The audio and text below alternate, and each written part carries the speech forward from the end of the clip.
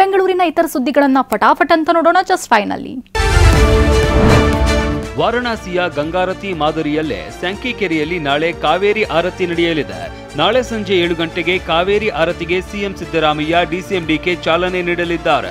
ಇವತ್ತು ಸ್ಯಾಂಕಿಕೆರೆಗೆ ಭೇಟಿ ನೀಡಿ ಡಿಸಿಎಂ ಡಿಕೆ ಸಿದ್ಧತೆ ಪರಿಶೀಲಿಸಿದ್ರು. ನಾಳೆ ಜಲಮಂಡಳಿ ಅಧಿಕಾರಿಗಳ ಜೊತೆ ಭಾಗಮಂಡಲಕ್ಕೆ ಹೋಗಿ ಕಾವೇರಿ ನೀರು ತರಲಿದ್ದೇವೆ. ಸಂಜೆ 7 ಗಂಟೆಗೆ ಕಾವೇರಿ ಆರತಿ ನಡೆಯುತ್ತೆ ಅಂತ ಹೇಳಿದ್ದಾರೆ. 10,000 ಜನರು ಪಾಲ್ಗೊಳ್ಳುವ ನಿರೀಕ್ಷೆ ಇದೆ. ಪರಿಸರ ಪ್ರೇಮಿಗಳ ವಿರೋಧದ ನಡುವೆನೂ ಕಾರ್ಯಕ್ರಮ ಹಮ್ಮಿಕೊಳ್ಳಲಾಗಿದೆ.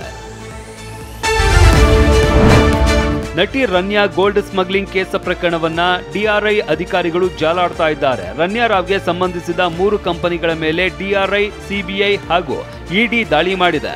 Ranya Rao photography private limited company, Ayrus Greens private limited company ಹಾಗೂ Kshiroda India private limited company ಮೇಲೆ ಅಧಿಕಾರಿಗಳು ರೇಡ್ ಮಾಡಿ ಪರಿಶೀಲಿಸಿದ್ದಾರೆ. ಆಡಿಟ್ ವರದಿ, ಲೆಕ್ಕಪತ್ರ ಮತ್ತು ಬ್ಯಾಂಕ್ ಖಾತೆಗಳನ್ನು ಅಧಿಕಾರಿಗಳು ಪರಿಶೀಲಿಸಿದ್ದಾರೆ. ಬೆಂಗಳೂರಲ್ಲಿ ಹೊರ ರಾಜ್ಯದ ಯುವಕರ ಪುಂಡಾಟ ಮಿತಿ ಮೀರಿದೆ. ಹಾರ್ನ್ ಮಾಡಿದ್ದಕ್ಕೆ ಶಾಲಾ ವಾಹನದ ಮೇಲೆ ಕಲ್ಲು ತೂರಾಟ ನಡೆಸಲಾಗಿದೆ. ಪ್ರಶ್ನೆ ಮಾಡಿದ ಬಸ್ ಚಾಲಕನ ಮೇಲೆ ಹಲ್ಲೆ ಮಾಡಿದ ಆರೋಪ ಕೇಳಿ ಬಂದಿದೆ. 5ರಿಂದ 6 ಯುವಕರು ದೊಡ್ಡಗೊಲ್ಲರಹಟ್ಟಿ ರಾಗಿಮೇಲ್ ರಸ್ತೆಯಲ್ಲಿ ದಾಳಿ ಮಾಡಿದ್ದಾರೆ. ಮಾರ್ಚ್ 14ರಂದು ಹೋಳಿ ಹಬ್ಬದ ದಿನ ನಡೆದಿರುವ ಘಟನೆ ತಡವಾಗಿ ಬೆಳಕಿಗೆ ಬಂದಿದೆ. ಬ್ಯಾಡರಹಳ್ಳಿ ಪೊಲೀಸ್ ಠಾಣೆಯಲ್ಲಿ ಕೇಸ್ ದಾಖಲಾಗಿದೆ.